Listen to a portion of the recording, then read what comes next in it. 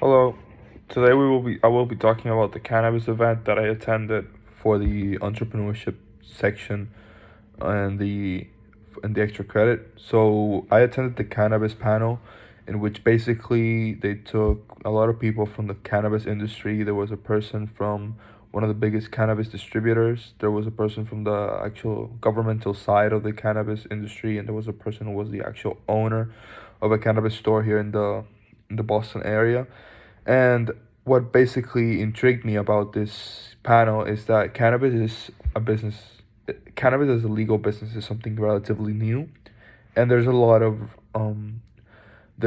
of stigma around the business. A lot of people still think it's not a legitimate business. People think it's not a long term business, and it's something that a lot of people really don't see as a profitable business for maybe 10 or 30 years. And I wanted to attend this because it was a really good way to see how these people were thinking and how the industry is actually growing, because it's almost a $13 billion industry, and we're in the boom of it. Only a few states have legalized it. Massachusetts is one of the states who actually legalized and made it um and made it legal for recreational use.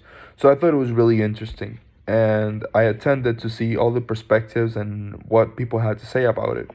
And something that really intrigued me too was that they had a lot of struggles when they were starting to fund the business. So well, the person who actually owned a cannabis store said that one of the main challenges for her was actually getting funds to create the business, because banks or traditional banks won't actually lend her money to start the business because they thought it was not a traditional venture, and they thought it wasn't going to be profitable. And I think to it's really important for banks to actually understand that the world is changing, and not only around cannabis, but there's a lot of ventures right now that are relatively new but that they're really profitable. Let that be, for example, crypto. A lot of people say that crypto is something that's not really tangible, something that's not really useful, and this leads to a lot of people not wanting to like actually do anything surrounding crypto, because they see it as something that's just there and it's something that's unreliable. But then there's a lot of potential for it in the future, but a lot of people actually don't think that way, and it's really interesting to see how that relates to the cannabis industry. So for example, the person who actually works for the one of the biggest cannabis, no, it's the biggest cannabis marketplace in the entire United States. They said that they moved billions of dollars in revenue each year. So I think it's pretty funny to see how people ignore this and say, "Oh, it's just weed," and seeing how the challenges that they had.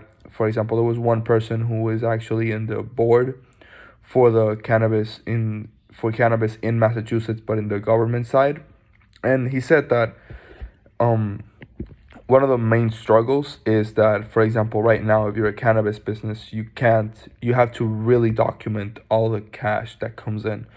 And so, for example, if you someone pays in cash, you have to really document it, and it's a struggle for a lot of new businesses when they start, because they have to go through all these processes and all these issues, and it's really funny because that is something that really takes away from innovation, takes away from entrepreneurship, and it's really bad for the business because it won't help an industry grow.